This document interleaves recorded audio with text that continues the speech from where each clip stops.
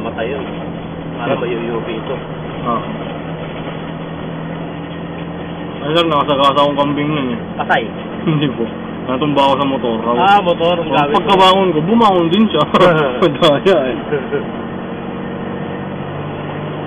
Iuwi ko sana, ulam. Bumangon bigla. Buhay pala. Ako po yung natalo. Yung mga kabayo, pagka natatapilo, pilayan, wala na. Hindi na nila, yung kabayo na, yung pang karitela. Sa tondo.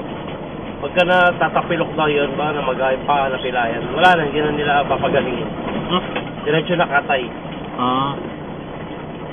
Baka hindi na mo gagaling? Sabi nila, hindi nagagaling daw yun. Kakatayin na agad. Magaso siguro pagka... Siguro po. Awa yung mga kabayo, kapilok ko lang, katay agad. Masarap din naman yung tapa nila eh. Kabayo ha? Kailangan matagal mo pakuluan. Para lumambot. Parang goma eh. Matigas talaga yun, sir.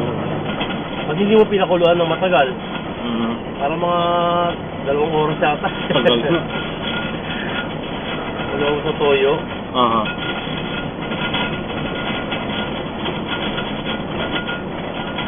Puro muscle yung kabayo eh. Puro muscle yun, eh. Opo.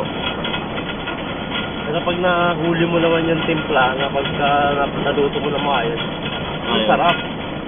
Yung mga daw, kabayo yun eh, yung mga taksihan. Kabayo daw yun. Ako yun, kabayo, baka, kalabaw, pare-pareho lang naman yata yan eh. Halos puro muscle lang din po eh. Ang kalabaw po kasi medyo matamis eh. Gano'n. Opo. Hirap, sayat ako nakatin ng kalabaw. Hindi ko alam kung ano yung kalabaw. Baka kalabaw din, yung tapsi, kasi yung may natitingman akong tapsi sa Paranaque, yung sa Mati. Alam mo yun? Ang ano niya, kala mo, matamis. Kala mo gatas.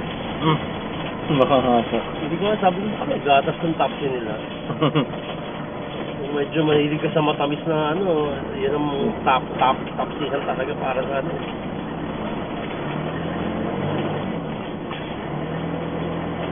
Si Pintura sila ngayon ka?